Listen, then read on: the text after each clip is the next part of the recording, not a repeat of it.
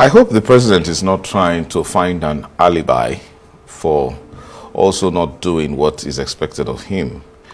I think if the president is doing fantastically well about these issues, then he can serve as an example and say that he is pointing the way to governors to say, see what I'm doing in the federal government, and then you emulate so that you don't frustrate my efforts in trying to improve the living standard of Nigerians. He's sort of saying, look, we've created an avenue, we've created some policies, we've created some ways where we've saved some money, and so now the states have more money, and so they should do better, don't you think? I don't think so. I think it becomes an excuse for not doing what he was supposed to do. Let's look at it.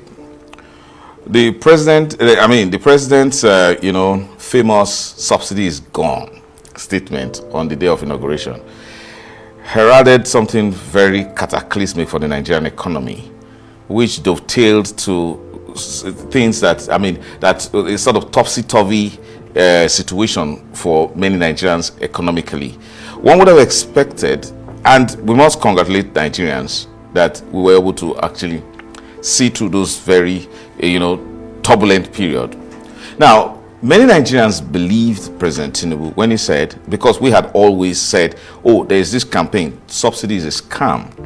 So, and then we've had a history that when subsidy was removed, it led to certain savings, which translated immediately to infrastructural development. By who?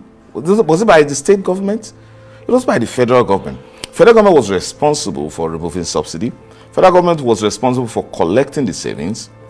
So, did we have a historical precedent for gathering this money and determining a certain portion of it to go to the states, so that states can now be used as as an excuse for not doing what you ought to do?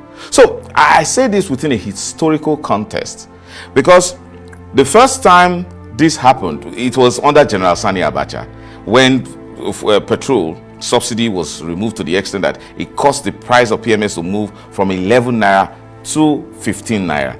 And then here we saw General Abacha's regime, establishing the Petroleum Trust Fund and putting a court fellow, General Buhari, for a retired, to be in charge. Nigerians immediately saw the benefits of PTF. You could go to hospitals and see that PTF was responsible for buying syringes and antiseptic soap, and then constructing roads and doing all sort of projects in universities. The entire federation immediately felt the savings that came from the removal of subsidy under General Sani Abacha.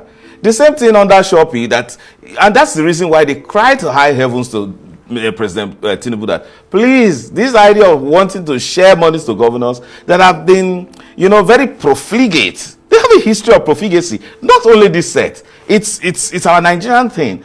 It won't translate to anything. So does the president want to say he didn't heed those warnings? Don't. So those monies that were given to the states, have not really translated to anything. So nothing really has actually been achieved. So I think the call from the president is, he's our president, so let's treat him with much respect. It's akin to mischief that you could have done, this thing. You could have done all of these things with the monies, but you passed them to certain persons who had a clear record of not being able to perform.